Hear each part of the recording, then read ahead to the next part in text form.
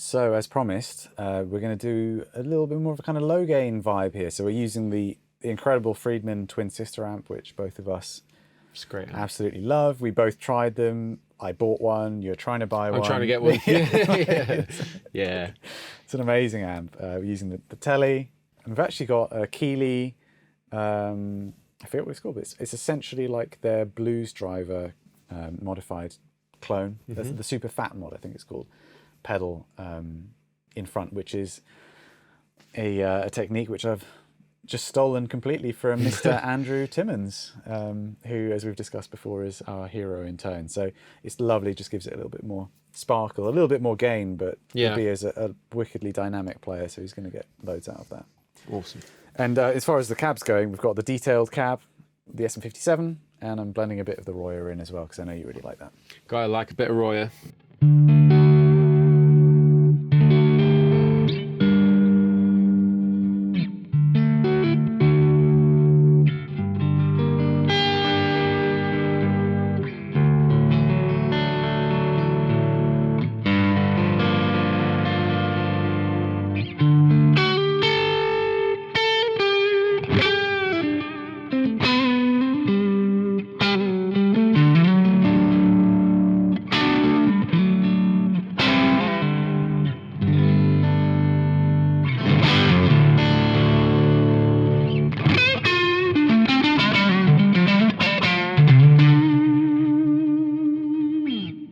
Sounds so good, and That's awesome. It's so good, isn't it? You know, and I should have mentioned the amp's just literally got everything at noon, and you've also got a couple of your UA pedals in the loop for some delay and reverb as well. It's sounding great. Yeah, that's. See, for me, when we start talking into the world of like, using any kind of like virtual cabinets or anything like that, I feel like it's commonplace to say when you go into the world of blues tones and clean tones and all these like boutique tones where it's, you're talking people spend ridiculous amounts of money to get these beautifully glassy, clean, wonderful tones.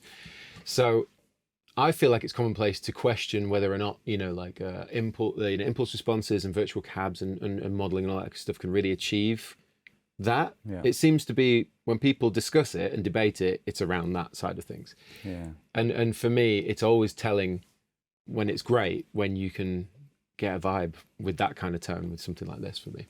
Yeah, I think people really underestimate IRs, actually. Yeah. I think a lot of people think that it's just an EQ, and it's not. It's measuring the decay time of every frequency within the sweep. So it is actually a dynamic thing. And one of the great things about the kinds of cabs we're using here too, as well, is the construction of these cabs it's really well done, because there's other cabs that are more heavy duty and they sound a bit just like, I don't know, just really stiff. Whereas these oversized Cali 412s, they have just the right amount of kind of resonance to them, but it's like the frequencies all decay in a very even way. You don't get these lingering resonances in the mids and the low end.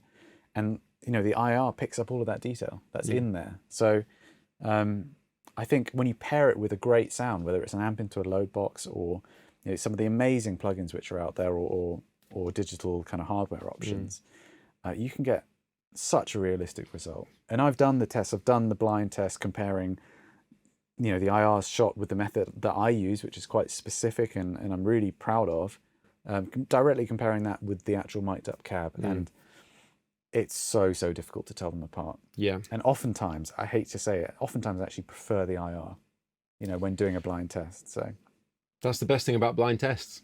Yeah. As you long can't as argue. No, as long as the amp's doing like a good job and the IR's captured well. Yeah.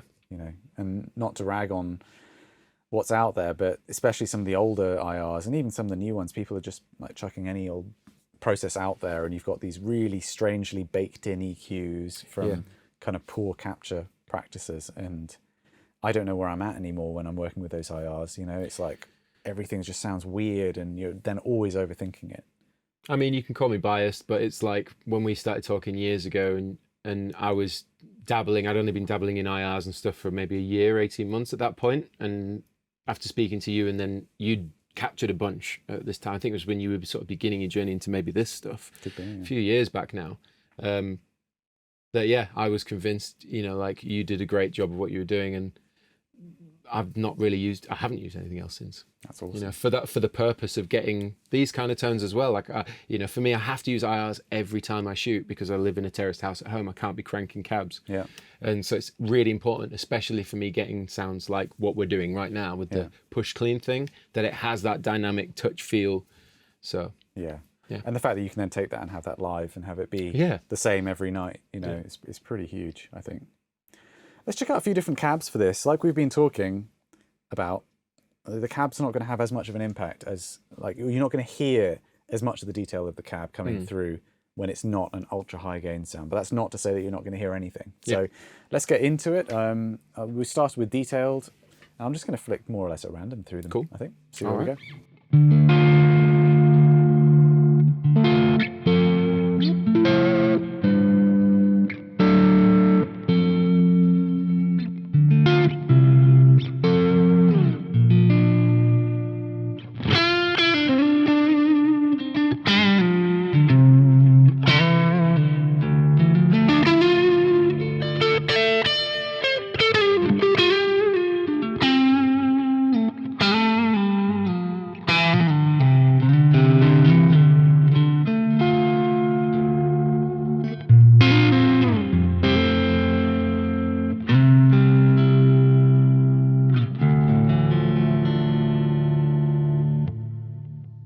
Beautiful. Yeah, really, really nice.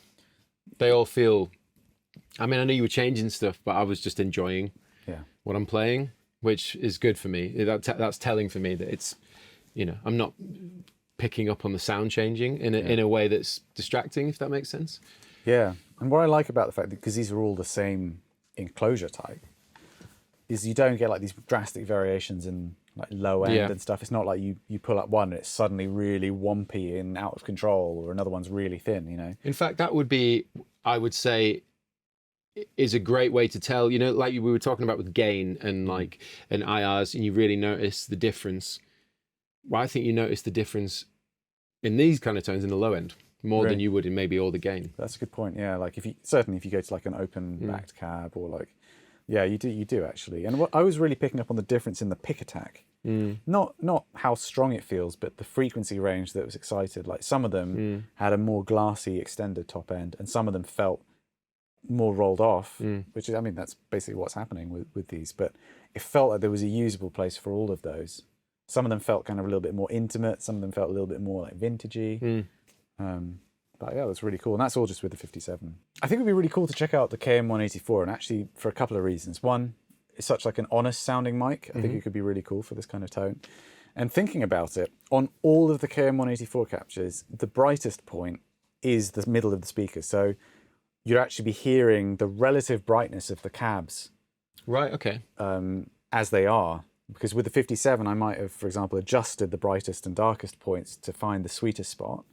With the 184, it's all going to be dead center, honest representation of that speaker. So I think you're going to hear quite a big difference as we go through the cabs with this. So let's check that out. All right.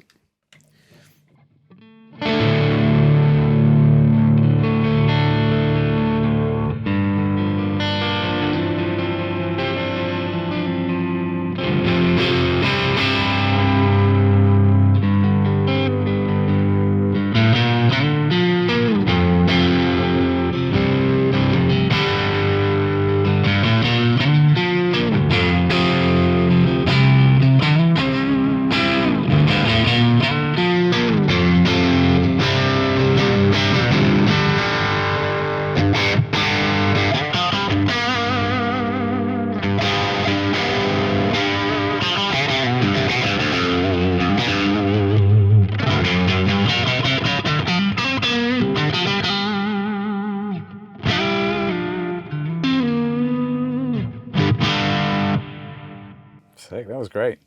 And I thought it was really quite a lot of variation there. Yeah, but I noticed that there was one very obvious change that you made. I think it was maybe the second to last change, speaker-wise, became very, almost very clear and open in the very top. Yeah. Almost rattle is the wrong word, but you could hear a lot of that. I think that was the guttural cab. Was it? Yeah, yeah. Just try again. You'll see what I mean. So. Yeah, that's the one.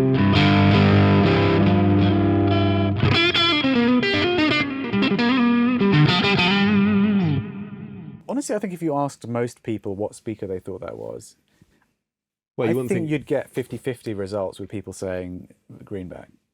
Yeah, yeah, because there's something in the top about it that's, again, the wrong word, but I don't know how to describe it. Crunchy, brittle, like metallic almost sizzle to the top end there.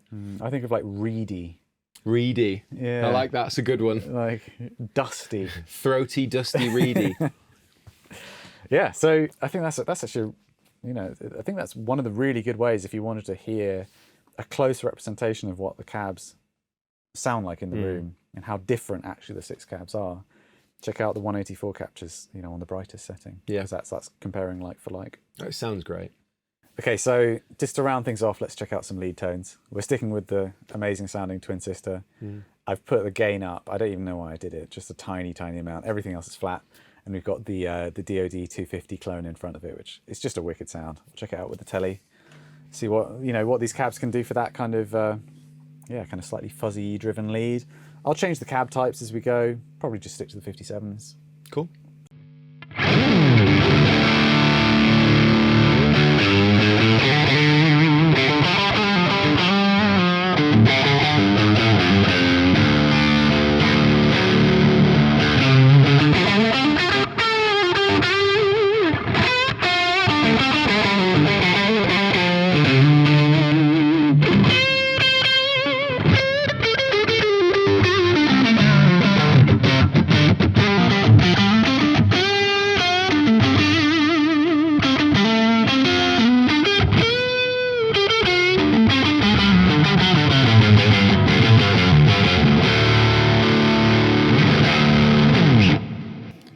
So good. Oh, I it's love great. the sound of that rig.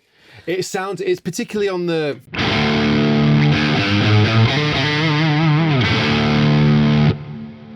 Exactly what you're saying about halfway between fuzz and like overdrive. Yeah. Where it almost sounds like it's breaking, like it can't quite handle what you're giving it, but in a really musical, feely way. Yeah. Yeah, I can still hear the attack coming through. It's not like it's disappeared off into that like kind of blocking distortion it's called, like when it's just like and there's no definition left in it. Yeah. Yeah, so that's wicked. I'm loving hearing that. All right, and to just round things out, let's check out, it's exactly the same tone and everything, but this time Rabea's going to play my Manson guitar. It's tuned to drop C or D standard, depending on how you got it tuned. Yeah, I think it's drop C. Drop C, and it should be quite an interesting sound with this rig. And again, I'll just flick through the cabs as we go. Just curious what are these pickups in here? Oh, those are the polymaths, the bare knuckle polymath pickups. There you go. Thanks for the shout out. Let's have a listen.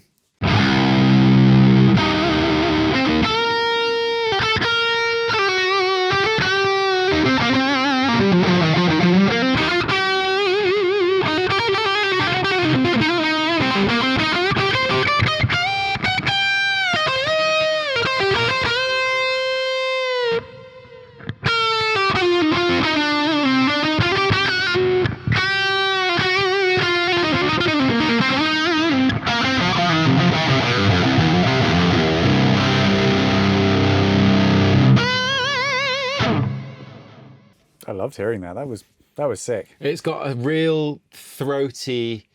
Well, we were just talking about everything before, but it's like a thicker, throatier version of that now. Yeah. So it's still what I'm quite impressed by is that this is humbucking now, yet it's still giving you, it's not getting too much. Yeah. Like it's not doing that kind of flubby thing we were talking about earlier. It's still cutting through. Yeah.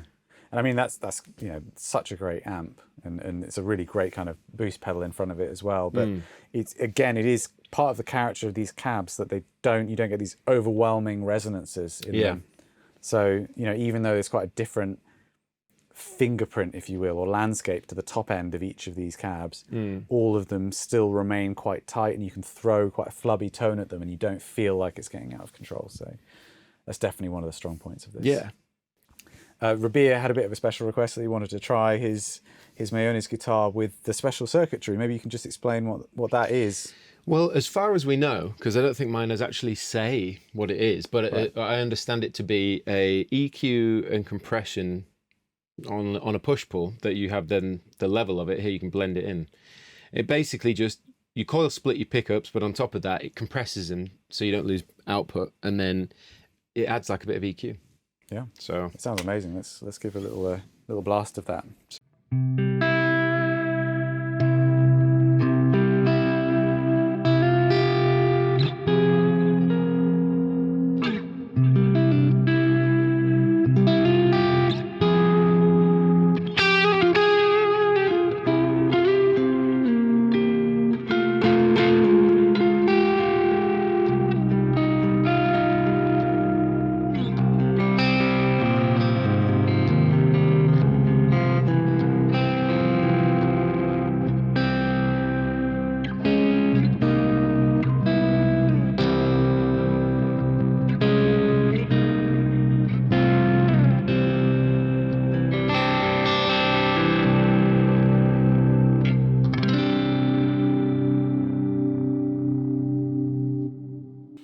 Totally forgot to even change cabs. I was just loving hearing that. It sounds so good, doesn't it? And I think the guttural cab, that more kind of greenbacky extended high end, works really nicely with that kind of tone. Yeah, it's about getting there's a vocal and an articulation, and you can really hear all the finger tone when you're playing with this particular sound, which for me is always, again, another one of those really telling when you've got the right IR setup, that you can really feel that as well, especially when I'm doing stuff at home. So it's almost a bit ASMR-y, isn't it? Yeah, yeah, like all the but with your fingers. All right, so this has been a pretty deep dive, actually, not just into the plugin, but into some cool tones and our philosophies on guitar tone creation as well. So I really hope you've enjoyed it, you found it interesting, and that you've enjoyed the tones involved as well. Big thanks to Rabea for being our incredible demonstration guitar player for the day and for adding his thoughts to it. Thank you for having me. This has been a pleasure, real pleasure. It's been awesome. Really enjoyed it.